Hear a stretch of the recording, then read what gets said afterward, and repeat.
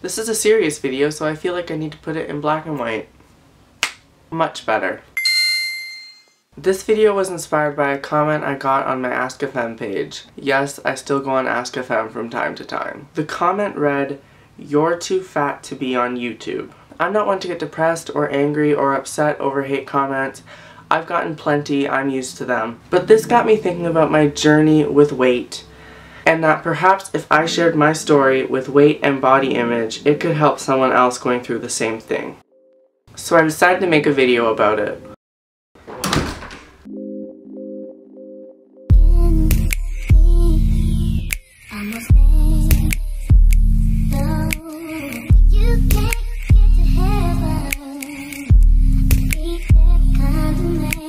I've always struggled with weight since I was much younger. I wish I had a few more pictures to prove this, but I'm pretty sure I burned them all. Anyways, I've always been a little chubbier than all of the other kids, and I remember that when I would play on the playground, I would always be referred to as that fat kid.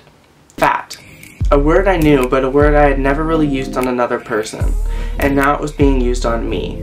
Fat. That fat kid.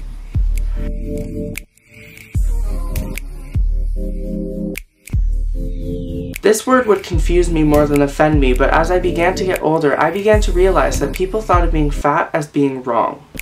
And because I had been referred to as fat since kindergarten, I started to feel that because I was fat, I was wrong. This feeling only intensified as I entered grade 6 and began to grow up a little bit more. People used to use "that fat kid" in an "aw, look at that fat kid" kind of way. But in grade 6, kids began to get mean, and they began to call me fat in a more offensive, aggressive way. And at this point, I knew that people thought being fat was being wrong, so now it really offended me. I remember coming home and crying in my room because I was called fat at school that day. From this stemmed depression and an anxiety disorder, but I'm not going to go in depth on that. The point is that all of these fat remarks finally got to me. By the time I was 12 or 13, I would look myself in the mirror every day and say, "You're such a fucking fat ass," because I believed what people were saying. And the fact that everywhere I looked on TV or saw online showed men with six-packs and bulging muscles didn't help. In fact, it made things much worse. And yes, I was overweight, and yes, I needed to slim down for my health. But the depression and negative body image that these comments had caused had just made me want to eat more, because eating was an escape from my feelings. So I got more overweight, and more times people would call me fat.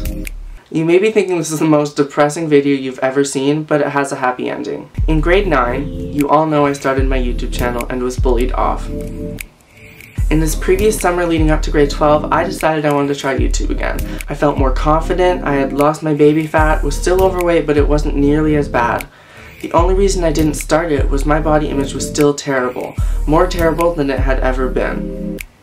I decided that I wouldn't start my YouTube channel until I lost 20 pounds. I didn't even know where to start. I went to the gym once a week and ate the same shit I've always eaten and hoped for a different result.